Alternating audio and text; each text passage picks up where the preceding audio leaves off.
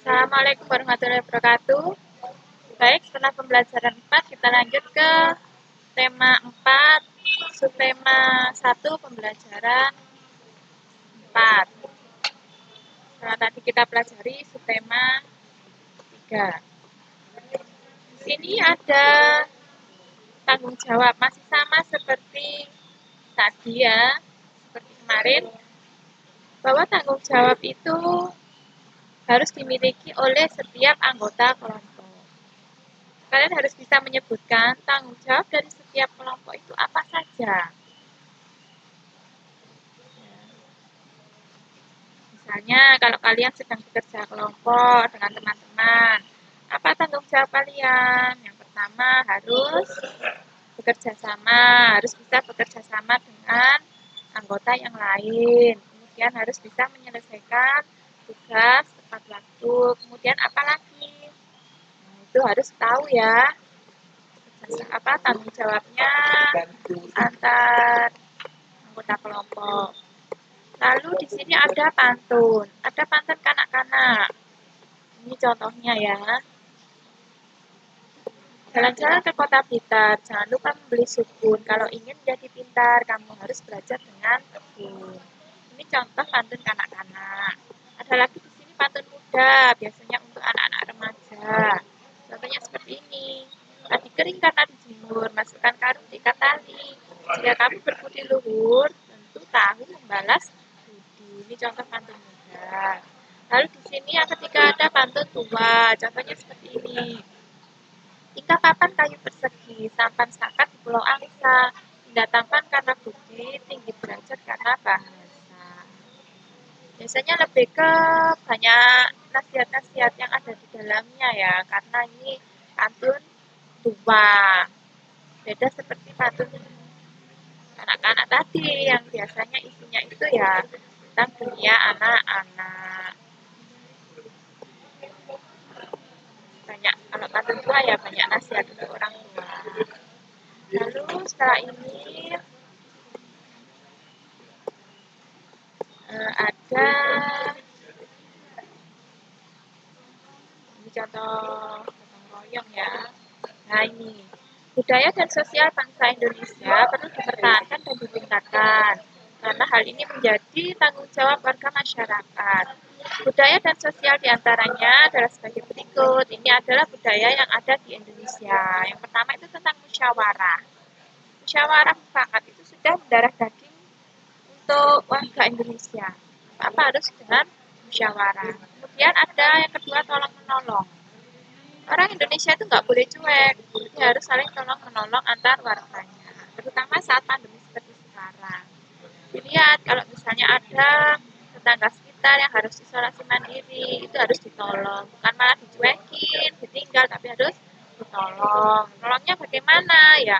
Dilihat apakah dia ada bahan makanan selama isolasi, harus apa misalnya ada anggota keluarganya di sana, ada anak kecil, ya harus diperhatikan apakah kebutuhannya tercukupi begitu. Kemudian yang ketiga ada kerja bakti. Yang keempat interaksi yang baik antar warga. Yang kelima interaksi yang mengarah ke persatuan. Ya, ini hampir sama. Dan yang keenam menghindari interaksi yang mengarah ke perbuatan. Ya pasti harus seperti itu ya. Ada tanggung jawab warga. Sudah bisa ini ya, kita lewati saja ini. Lanjut saja langsung ke pembelajaran kelima. Di sini ada lagu ya. Lagu yang bertangga nada dan mayor. Masih ingat lagu yang bertangga nada mayor dan minor? Ya, kalau bertangga nada mayor itu ciri-cirinya apa? Ya, lebih gampangnya itu yang ceria-ceria itu ya, yang gembira, semangat, itu biasanya mayor. Tapi kalau minor itu lagunya sedih, sendu, itu contohnya ini syukur ini ya. Dengan Pulau Kelapa itu juga itu. Dan sekarang ini ada kegiatan membaca. Manfaat kesehatan bagi manusia. Apa saja manfaatnya?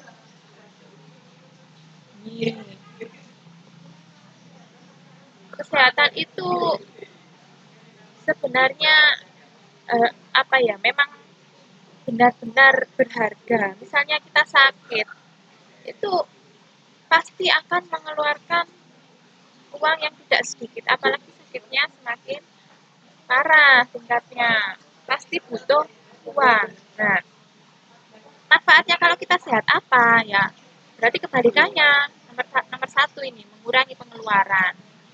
Ya, jadi tidak ada pengeluaran untuk berobat, bisa untuk digunakan untuk biaya lainnya. Kemudian yang kedua menambah pemasukan. Kalau kita sehat, kita bisa bekerja, kita bisa belajar, kita bisa melaksanakan aktivitas sehari-hari dengan baik. Otomatis bisa menambah pemasukan. Ya, kalau untuk orang dewasa ya bisa digunakan untuk bekerja tadi, makanya bisa menambah pemasukan. Kalau sakit kan nggak bisa kerja, berarti kan nggak tambah dapat uang, tapi malah keluar uang. Yang ketiga menghemat waktu. Mengapa? Kalau kita sakit, itu melaksanakan kegiatan sehari-hari akan terhambat. Berarti semakin lama kita membutuhkan waktu untuk mengerjakan tugas-tugas yang dilimpahkan kepada kita. Kemudian ini manfaat secara tidak langsung. Secara nggak langsung, kalau kita sehat, itu kita berpeluang lebih besar untuk menjadi orang yang sukses. Ya, benar apa enggak ini? Pasti benar ya, karena gimana ya, untuk menjadi seorang yang berhasil, kita juga harus memiliki kesehatan yang prima, yang bagus. Kalau sakit-sakitan ya tidak akan bisa maksimal kalau bekerja. Terus kesehatan itu juga tabungan untuk masa depan. Coba perhatikan sekarang, orang-orang yang tidak menjaga pola hidupnya sejak kecil, sudah yang paling banyak ditemui itu banyak merokok dan minum minuman keras ya. Kemudian pola makan juga itu, pola makan yang tidak sehat, banyak makanan instan, minuman instan. Nah, itu kan kurang bagus untuk kesehatan. Itu bisa jadi di usia muda sudah memiliki beberapa penyakit bawaan nanti, bisa jadi ginjalnya yang sakit, paru-parunya yang kena, jantungnya juga sakit. Padahal harapan kita adalah hidup untuk waktu yang lebih lama. Nah, itu maksudnya tabungan untuk masa depan ini. Kalau kita sehat, kita itu bisa eh, mempunyai harapan hidup lebih lama. Jadi itu termasuk tabungan untuk masa depan kita. Kemudian yang ketiga, kita akan memiliki kesempatan untuk berbagi. Kalau kita sehat, kita pasti bisa um, menolong sesama ya. Kalau kita sakit mana bisa ya menolong sesama, sulit kan ya. Dalam keadaan sakit pasti sulit, tapi kalau kita sehat, insya Allah kita juga bisa dengan mudah menolong orang lain. Itu penjelasannya seperti itu.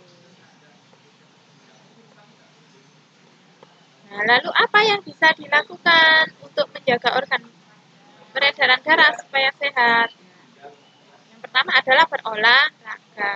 Supaya apa? Ya supaya jantungnya sehat. Kalau kalian tidur saja, makan saja kan pasti bisa mengakibatkan aliran darah kurang lancar. Itu juga bisa menyebabkan kegemukan atau stres. Kemudian